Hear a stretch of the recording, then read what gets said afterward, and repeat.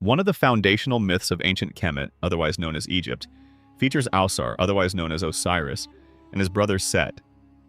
Ausar is a divine king who presides over Kemet with wisdom and righteousness.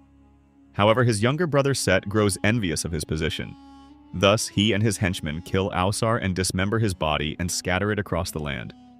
Ausar's son, Heru, otherwise known as Horus, from whom we get the term hero, avenges his father's death. Along with the help of his mother, Auset, otherwise known as Isis, they facilitate the remembrance of Ausar, put him back together, resurrect him, and restore righteous governance in Kemet by defeating Set and his followers. In the ancient Kemetic text, the Book of Gates, it reads, "My heart sails upstream to my father. My heart is honest, my father. I protect you against those who have acted against you, and I glorify you with what belongs to you. Power belongs to you, Osiris. Dignity belongs to you, foremost of the Westerners. Your provision belongs to you, ruler of the Duet, with high manifestation in the Shetit. The Ox spirits are in fear of you. The dead are in awe of you. Replacement for your headcloth. I am your son, Horus. I repair the damage in it." Furthermore, it states, Horus says to the gods, "Seize for you the enemies of my father, whom you have dragged away to your pits. On account of this pain they have inflicted against the Great One who has been found and who has given birth to me." In the aforementioned passages, the divine black man is revered, and Heru is declaring that he must avenge his father's death.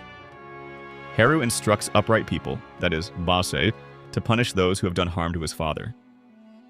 As a brief aside, one can interpret gods as upright people because the ancient Kemites viewed the human being as an emergent splinter of the divine. Additionally, it's arguable that the ancient Kemetic literature is the original source material for much of the biblical corpus, although adapted.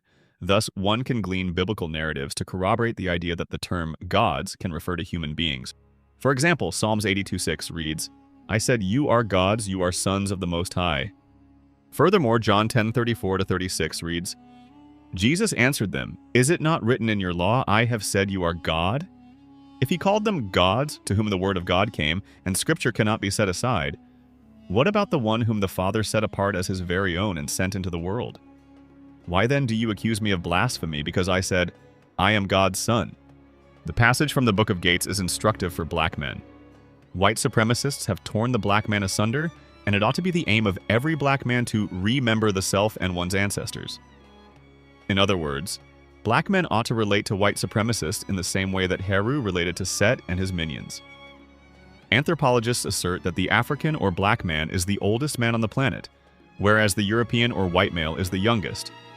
However, the younger brother, white man, has indeed defeated and dismembered his older brother, black man, by way of establishing the brutal system of racism and white supremacy. The black man is the main target of this system. The Book of Gates passage reminds us to embody a heroic or heroic spirit, unite, and avenge the murdered ancestors. Put another way, black men ought to engage in resistance against the white supremacists who have literally and figuratively dismembered the original father of humanity, the black man. The black man must repair the black father, Ausar, by reincarnating as him but become more alert, leverage the eye of Heru, and become stronger than him, as to better defend against the machinations of the father's evil younger brother, the white supremacist, that is, Set. In order to defeat white supremacy, black love and unity are paramount.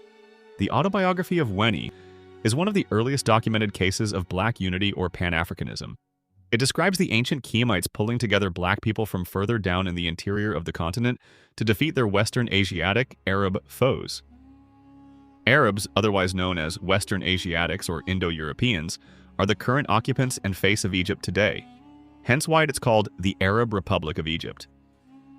However, before this occurred, black people united and defeated these foreign invaders. The autobiography of Weni reads, "When His Majesty took action against the Asiatic sand dwellers, His Majesty made an army of many tens of thousands from all of Upper Egypt, from Yebu on the south to Medani, from Lower Egypt, from all of the two sides of the house, and from Sedger and Ken Sedru, and from Irtjet Nubians, Medja Nubians, Yam Nubians, Wawat Nubians, Kau Nubians, and from Chemehland. No one attacked his fellow. His Majesty praised me for it beyond anything.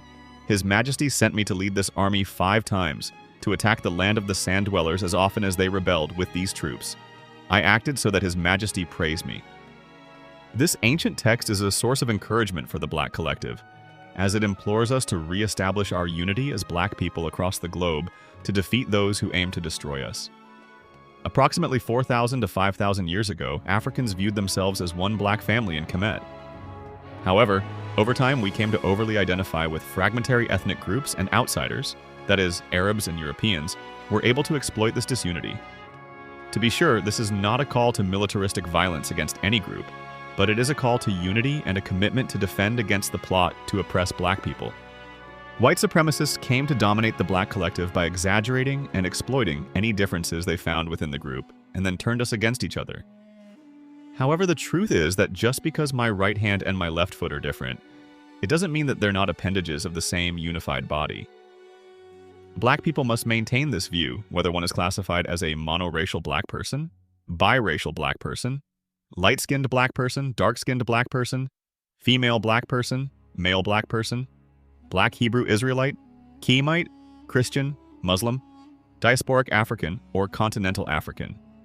Surely there will be disagreements within the Black collective, but even in our disagreements, we ought to forego maltreating each other with our words, tone of voice, or actions, as the white supremacists have taught us to maltreat each other. We don't want to be accomplices or co-conspirators with white supremacy by maltreating Blackness.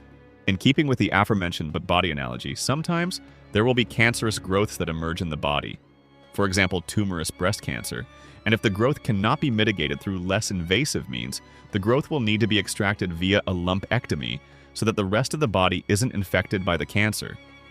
It would be an error to simply kill a person, that is, take life from the whole body, just because one part of the body is infected. Similarly, if a person is a threat to the survival or well-being of the group, they may need to be extracted from it.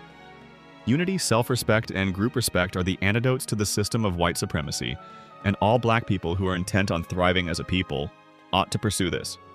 This is not about hating white people, as they are not all avowed white supremacists.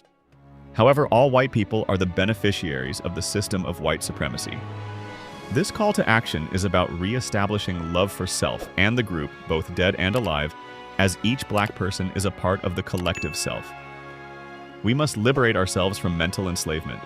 We must learn from history, and we must remember that we are the Kemetu, meaning Black people.